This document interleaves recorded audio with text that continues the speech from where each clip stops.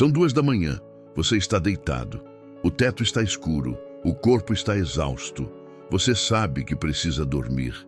E a mente não para. Ela pega aquela conversa de ontem e reproduz do início.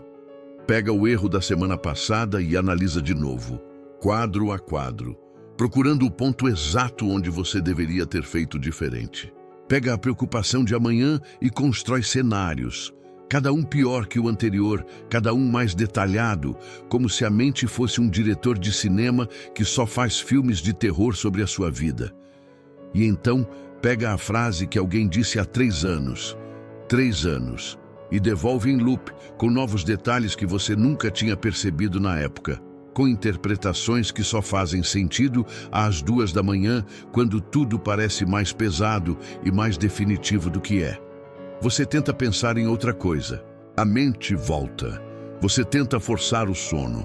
A mente acelera. Você conta respirações. A mente começa a contar junto e, de repente, você está pensando na respiração e nisso que vai ser difícil amanhã e naquela conversa de novo.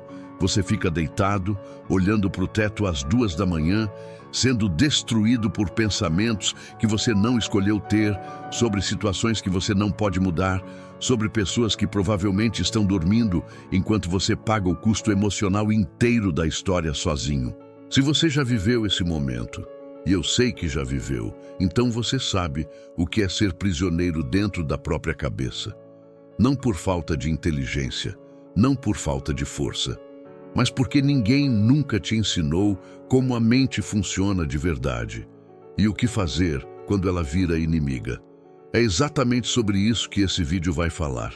Não como mais uma lista de técnicas de respiração, não como mais um conteúdo que te diz para focar no presente sem te explicar como, mas sobre o mecanismo real que faz sua mente trabalhar contra você e o que os estoicos descobriram há 2000 anos para desligar esse mecanismo de forma permanente.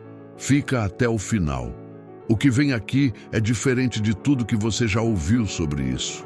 Mas antes de continuar, vai nos comentários agora e escreve: qual é o pensamento que mais te persegue?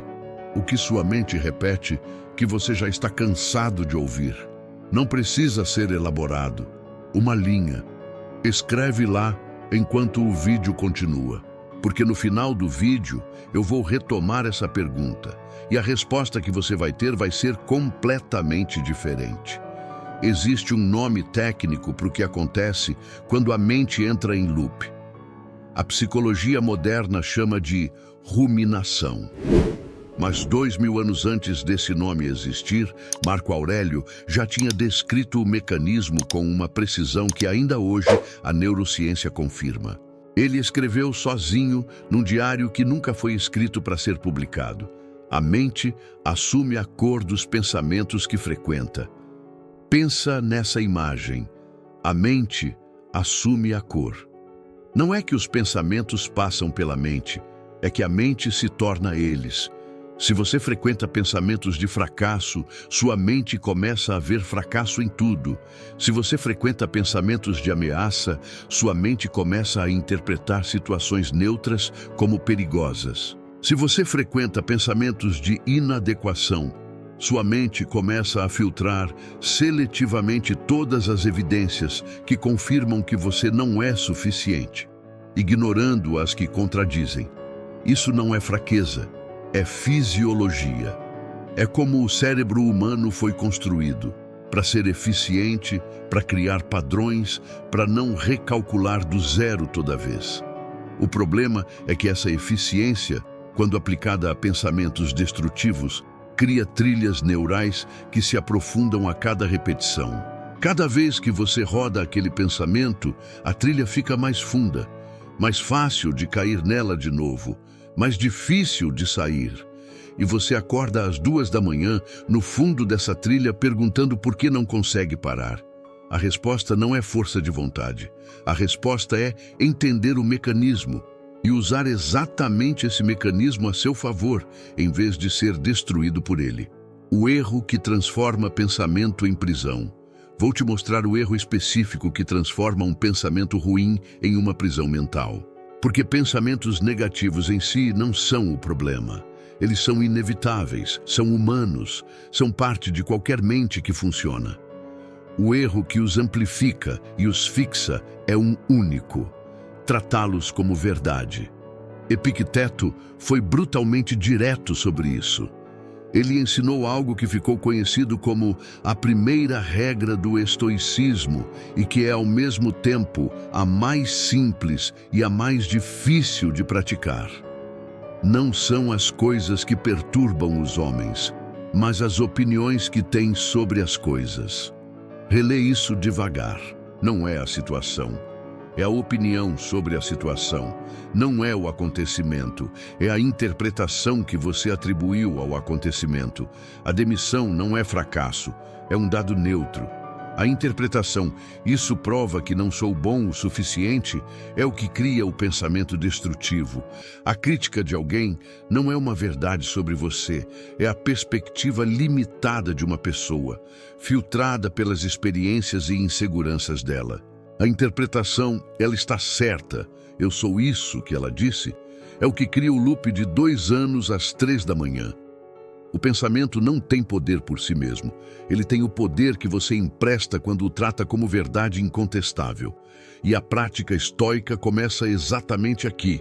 Não em eliminar o pensamento, mas em questionar a interpretação que está colada nele.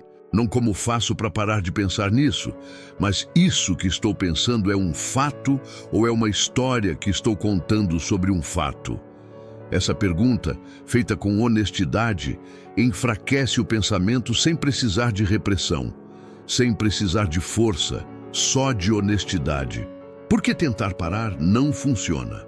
Aqui está algo que vai parecer contraintuitivo, mas que é uma das descobertas mais importantes da psicologia moderna, e que os estoicos praticavam empiricamente 2000 anos antes da ciência ter nome para isso. Tentar não pensar num pensamento o fortalece, sempre, sem exceção. Isso tem um nome técnico: efeito do urso branco, baseado num experimento clássico onde participantes foram instruídos a não pensar num urso branco. O resultado? Pensavam constantemente no urso branco, porque a tentativa de supressão requer que a mente acesse o pensamento para verificar se ele está sendo suprimido. E cada acesso reforça a trilha neural. Marco Aurélio não tentava banir pensamentos, ele os observava. Nas meditações, ele descrevia a prática de receber um pensamento difícil, examiná-lo com frieza analítica e então substituí-lo por um pensamento mais útil. Não por força, mas por redirecionamento consciente. A diferença entre suprimir e redirecionar é enorme na prática.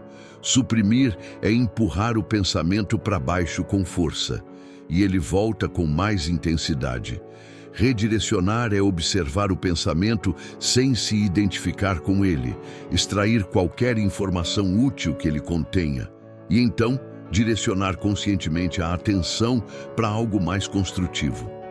É a diferença entre lutar contra a corrente e aprender a nadar com ela numa direção diferente. E quando você pratica isso repetidamente, quando você para de lutar contra os pensamentos e começa a trabalhar com eles, algo inesperado acontece. A frequência com que eles aparecem começa a diminuir. Não porque você os está suprimindo, porque você os está destituindo de poder. E pensamentos sem poder não têm razão de existir. Se você quer uma metodologia completa para aplicar esse trabalho de forma estruturada, com exercícios específicos para cada tipo de pensamento destrutivo, eu te convido a acessar o Manual do Estoicismo. O link está na descrição. Ele te dá o passo a passo de como transformar esses princípios em uma prática diária real que funciona mesmo nos dias mais difíceis. Acessa lá depois do vídeo. O que está realmente por trás do loop? Quero ir mais fundo agora, porque abordar apenas a superfície, o pensamento em si, é tratar o sintoma e deixar a causa intacta.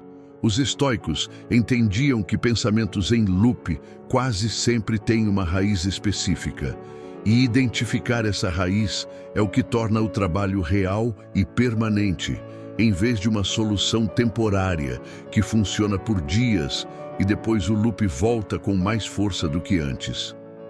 Sêneca identificou 3 raízes principais que geravam o que ele chamava de perturbação mental. A primeira é o apego ao incontrolável. O pensamento que não para é quase sempre sobre algo que você não pode controlar.